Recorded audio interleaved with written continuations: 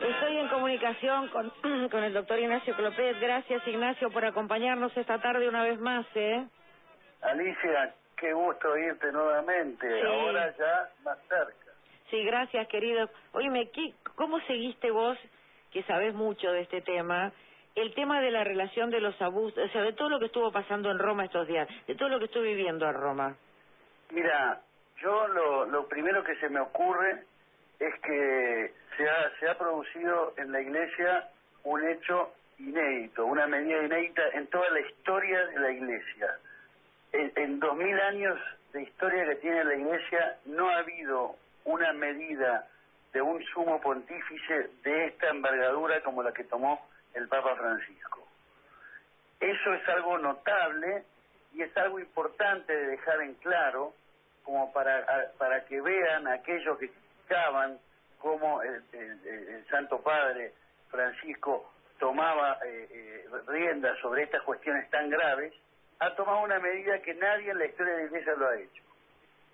Y eso muestra un grado de dominio y de preocupación por parte del Santo Padre de tener ordenada la Iglesia que le llegó a sus manos hace 5 años. Y eso es lo distintivo en esta primera mirada, si querés, sobre este primer comentario que podemos hacer sobre esta cuestión.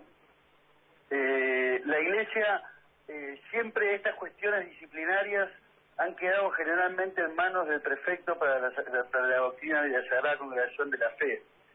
Siempre ha sido el prefecto de la Sagrada Congregación el que tenía que tomar las decisiones, y prácticamente el Santo Padre intervenía en casos muy esporádicos. No era común que hubiera una intervención directa del Papa en estas cuestiones disciplinarias por abusos y por pederastía por parte de sacerdotes o obispos. En la historia de la Iglesia siempre ha habido casos aislados, por ahí 1 o 2 sacerdotes, pero nunca toda la diócesis de un país entero, como fue convocada por Francisco, precisamente para venir a plantear el problema como se debía plantear y sacarlo un poco del efecto de las cuestiones mediáticas como hizo.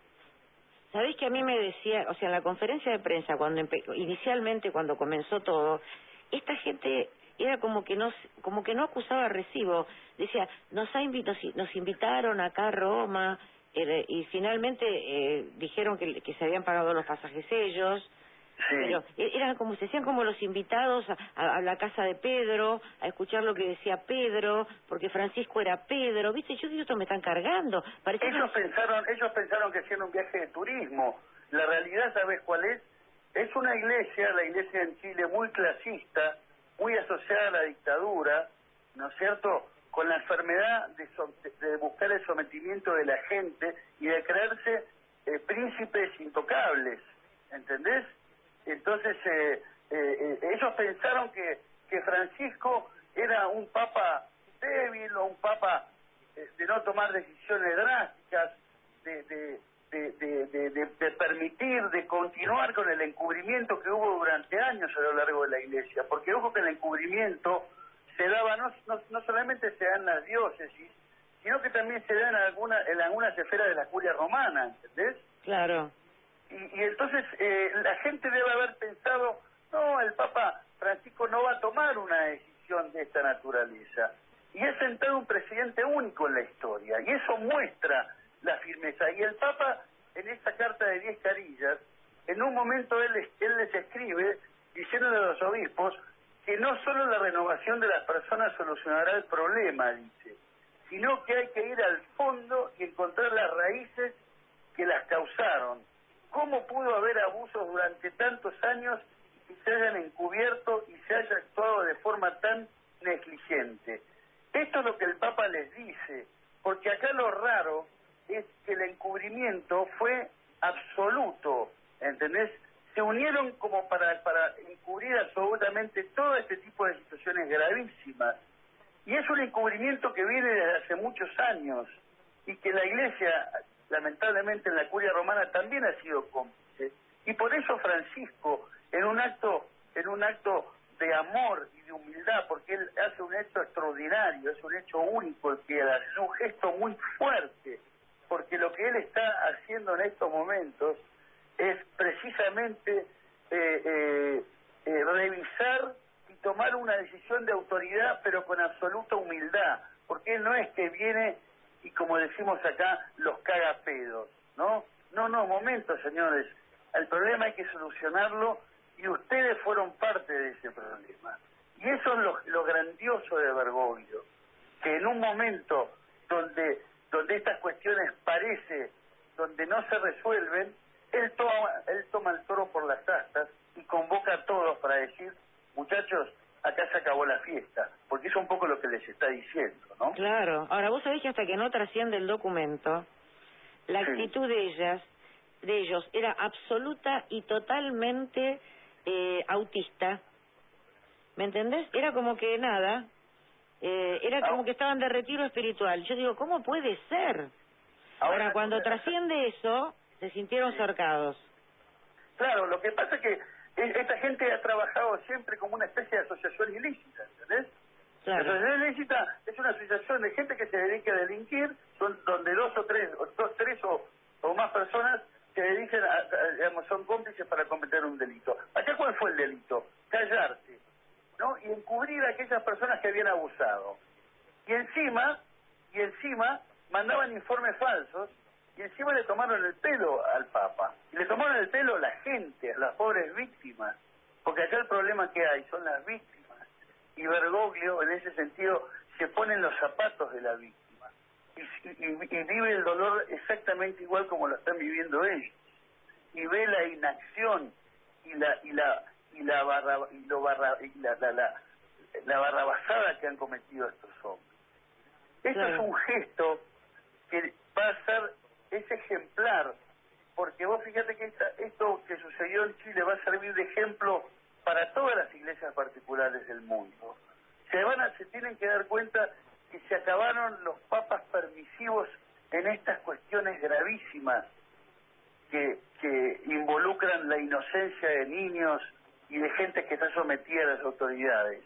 Porque una persona, cuando ve un sacerdote, o ve un obispo, o ve un cardenal, uno se somete porque es la autoridad, porque es el representante de Cristo en ese momento, es quien consagra a Cristo, es quien te perdona, es quien te da los sacramentos. Y esta gente abusó de estas personas.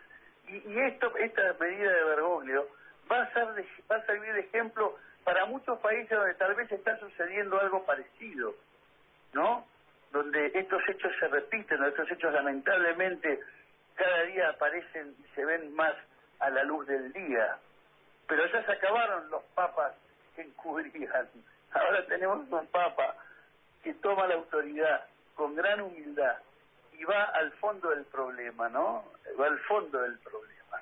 Él enfrenta los problemas. Que esa es una de las características del Papa Francisco, ¿no? Es justamente que la unidad prevalece sobre el conflicto, ¿no? Él asume el conflicto, asume el problema, lo enfrenta el problema, no pone la cabeza como el avestruz abajo de la tierra. Claro, no, porque aparte te decían que tenían vergüenza, o sea, cuando yo venía en el viaje me encontré con algunos, tenían vergüenza, que tenían tristeza, digo, pero ustedes no sabían, ¿y cómo no se daban cuenta? Y porque no sabíamos nada, eso yo no lo puedo creer, ¿no leen el diario? Mira, es muy probable que lo supieran, pero vuelvo a decirte, cuando vos estás en una estructura donde te crees un rey, donde te crees intocable, donde te crees que tenés la autoridad máxima, ¿no? Esa circunstancia de poder te lleva a alienarte de la realidad de lo que está pasando. Entonces, esa falta de realidad es la que lo lleva a decir, nosotros no sabíamos nada, y nadie les puede creer que no sabían. No, ¿cómo le vamos a creer? No, porque el problema lo tenían al lado suyo. El problema lo tenían al lado suyo, era vecino a ellos el problema. Claro, exactamente. Y no se puede negar es faltar el respeto, es una falta de respeto a la inteligencia del Papa y de la autoridad de la Iglesia el decir que no estaban enterados.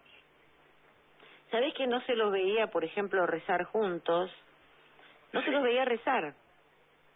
Es que Estar en comunidad. es una comunidad disociada, Alicia.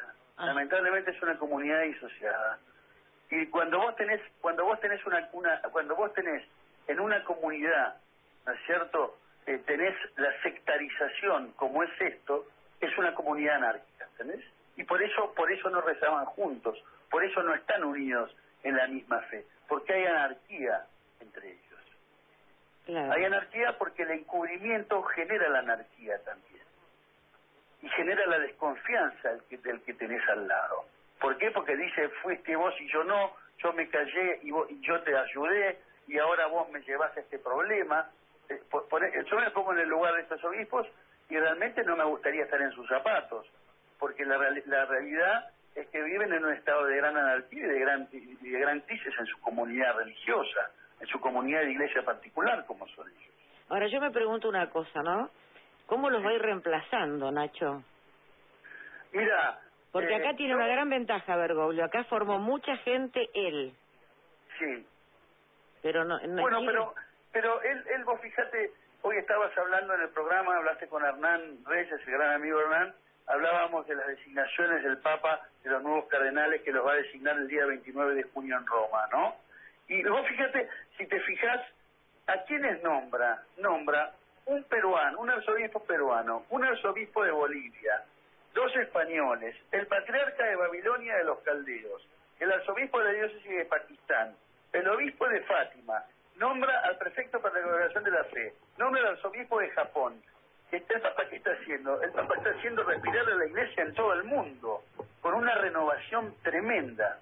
Por eso, a mí no me preocupa cómo va a reemplazar a esos obispos, porque yo estoy seguro que lo va a poder hacer. Y si no, y por ahí no son todos chilenos. ¿Y cuántas veces hemos visto obispos de otros países en nuestro propio país? ¿Qué nos llama la atención? Que por ahí vaya nombre un obispo para que vaya a hacerse cargo de la diócesis, de alguna diócesis chilena. A mí eso tampoco, no necesariamente tiene que ser chileno o argentino el obispo para ejercer su ministerio. El Papa es argentino y es el obispo de Roma, así que no nos tiene que preocupar esas cuestiones. Claro, es cierto. Bueno, tenés razón. El Papa es el obispo de Roma y es argentino y es bien porteño y es bien nuestro, ¿no es cierto? Y él ahora es el Papa de toda la Iglesia. O sea, cualquier prelado, cualquier obispo puede ejercer su autoridad eclesiástica en cualquier diócesis del mundo, en cualquiera. Así que la realidad es que no me preocupa cómo Bergoglio va a reemplazar. No sabemos si va a reemplazar a todos o no. Calculo que tal vez haga una cuestión gradual. Calculo que estudiará cada caso en particular. Bergoglio es un hombre hiperprudente, no da pasos falsos, ya lo conocemos, es un hombre inteligente y es un hombre que tampoco quiere provocar el caos en ningún lado, porque es un hombre de una gran organización. Entonces no va a provocar un caos.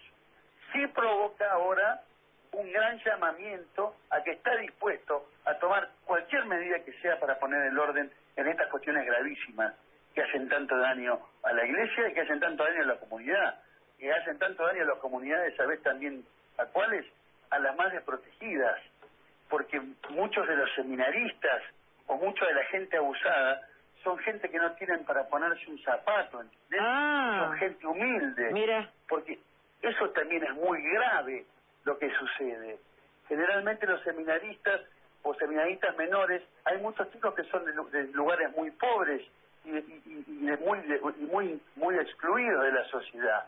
Y ellos adoptan a esos sacerdotes o a esos obispos como si fueran una especie de semidioses, porque es palabra santa lo que dicen. Eso es tremendo, lo que son los abusos, lo que puede ser la captación de la voluntad y la destrucción de un alma inocente. Aparte gente tan desprotegida, como vos me estás diciendo, ¿no? Pero por supuesto, porque si vos te pones a analizar, hay muchos de la gente abusada que ya son profesionales, que ya son grandes, pero hay muchos que no han tenido formación en sus casas y que el único techo por ahí que han tenido es ese seminario o ese lugar donde eran cobijados por ese sacerdote o por esos obispos. El tema es tremendo.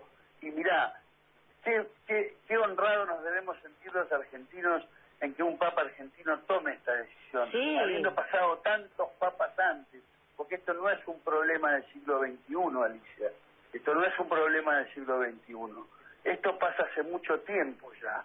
El problema es que no quieren enfrentar los problemas, muchas veces es más fácil mirar para otro lado, y Jorge Bergoglio sabemos que él los enfrenta, y Sí. no se queda enredado en los problemas, No. sino que le pone y los soluciona, porque tiene ternura, porque tiene perdón, porque es humilde. Ahora, y eso lo hace un hombre grande, sí, como para enfrentar este tipo de problemas tan graves. ahora te digo, ¿cómo puede ser durante tantos o sea, años, siglos, ¿no? Sí. Haya existido este manto de silencio, de falso silencio. Mira, la maldad no tiene límites, Alicia. La maldad no tiene límites y lamentablemente la complicidad es algo común en la naturaleza humana, en la naturaleza herida, y acá acá lo que se trataba de salvar era la institución, era salvar a la institución a costa de las víctimas que caían en manos de estos degenerados, ¿entendés? Claro, el primer degenerado era Sodano, te digo, que en Roma Bueno, le dicen la porca, y que estaba denuncio, cuando estaba Pinochet, estuvo 8 años denuncio, es el padre de todas estas, de todo este chiquero, y lo visitaba a Caradima en su habitación, déjame de joder. mira, Sodano es un hombre muy oscuro que ha tenido mucho poder en la Iglesia, ha tenido mucho poder. Estuvo en Chile, como vos decís, 8 años de denuncia y después fue secretario de Estado de Juan Pablo II durante muchos años. Y él hacía y deshacía como nadie con el poder que tenía. Y efectivamente sabemos que durante ese tiempo todas estas cuestiones fueron silenciadas. El que empezó a sacarlas a la luz fue el Papa Ratzinger, ¿no? Y ahí también le costó su pontificado, vamos a decir la verdad, y ahora es el padre Bergoglio, el Papa Francisco, el que toma el toro por las astas y sale a enfrentar a estos degenerados, porque la realidad es que son unos degenerados. Sí, son unos degenerados, sí. Unos degenerados, y lamentablemente están vestidos con birrete, y tienen el hábito, y tienen la sotana, y tienen el anillo, y tienen su báculo. ¿Y quiénes son estos señores? ¿Qué autoridad les da todo eso para abusar de pobres inocentes? Es una cosa de locos. Sí. Ahora, es realmente admirable lo que Bergoglio ha hecho. Es admirable. Y para aquellos que lo critican acá en la Argentina, que empiecen a tener un poco de respeto al Papa Francisco. Pero por supuesto. Que tanto lo han criticado diciendo no hace nada, no actúa, y se levanta un teléfono y pone en cana a uno, pone en cana al otro. A ver, no hay ningún hecho en la historia de la Iglesia como el que acabamos de ver. Bergoglio ha sentado un precedente enorme en la historia de la Iglesia. Es increíble, es un antes y un después absolutamente, ¿eh? Por supuesto, esto es una de las cosas que va a encumbrar su pontificado. Esto va a encumbrar su pontificado. Porque hay muchos gestos que van a encumbrar su pontificado. Este es uno.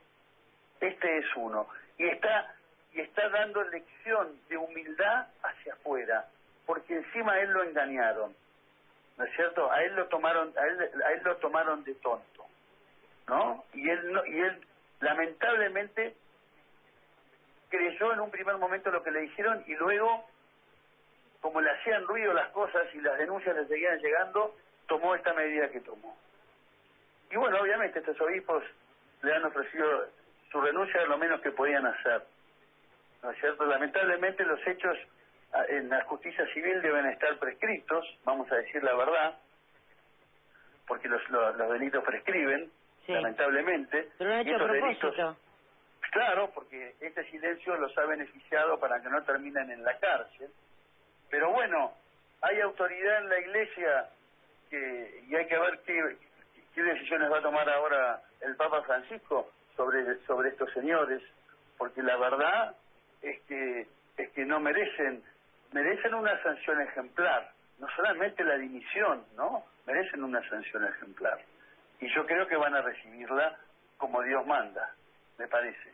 Pero sí, ya te digo una cosa, una vez, porque había que estar allá, ir viendo, ¿no?, cómo se iba desarrollando.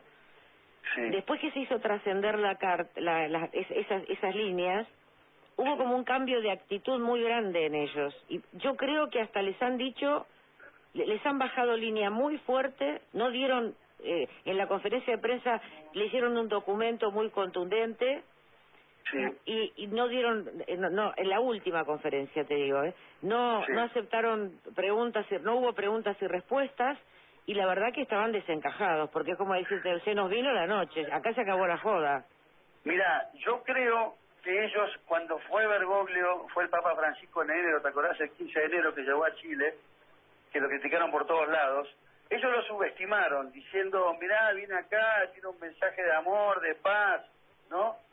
Acá no pasa nada, zafamos, ¿no? La realidad es esa. Después vino el otro informe y ahí es donde ellos deben haber pensado, uy, bueno, nos va a llamar a todos, ¿qué nos dirá? Ellos medio que como subestimaron lo que él iba a hacer. Lo subestimaron. Y después se dieron cuenta que la cosa venía en serio y que la cosa era mucho más grave de lo que ellos pensaron. Y por eso deben haber tenido esa reacción que vos decís recién. Pero al principio es cierto, ellos les costaba pedir perdón. Escúchame, ellos tenían el papel que trascendió, el documento que trascendió, que fue el documento que Francisco les dio para que reflexionen, los tuvieron desde el primer día que llegaron. Sí. Pero es como que se hacían los que no lo tenían, como que eso era un retiro en el que tenían que pensar acerca de eso, era como que no existía ese documento. A mí me mandó un documento, si yo fuera parte de un grupo de personas que integran la responsabilidad de leer y trabajar sobre ese documento y meditar, créeme que no me levanto de la cama en 3 días solamente para ir y venir al Vaticano. Ahora, no, por eso no sé dónde me meto. Por eso. O sea, que me trague la tierra. Lo que pasa es que estos señores se creyeron los príncipes intocables, ¿entendés? Se creyeron los príncipes intocables y subestimaron la autoridad del Papa, la subestimaron. Ellos pensaron que no iba a actuar de esa manera. Claro. ¿Entendés? La realidad es esa. Y se encontraron con un hombre que tiene una firmeza como la roca de Pedro. Claro. Sí, porque sí. Esa es la realidad. Así es como actúa la autoridad de Bergoglio. Así es como actúa el Papa. Así es como hubiera actuado Jesús. ¿No es cierto? Claro, tal cual. Así es como hubiera actuado Jesús. Hoy lo decía muy bien el padre que entrevistaste. El padre Jamut.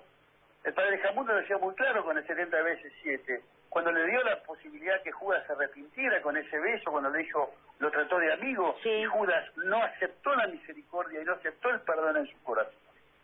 Bueno, esta gente pareciera como que actuó un poco como el Judas, ¿entendés? Judas subestimó la autoridad de Jesús. Exactamente. Y lo vendió por 30 monedas de plata. Exactamente. Y no se arrepintió. No se arrepintió. Claro. Querido amigo, se me va el programa.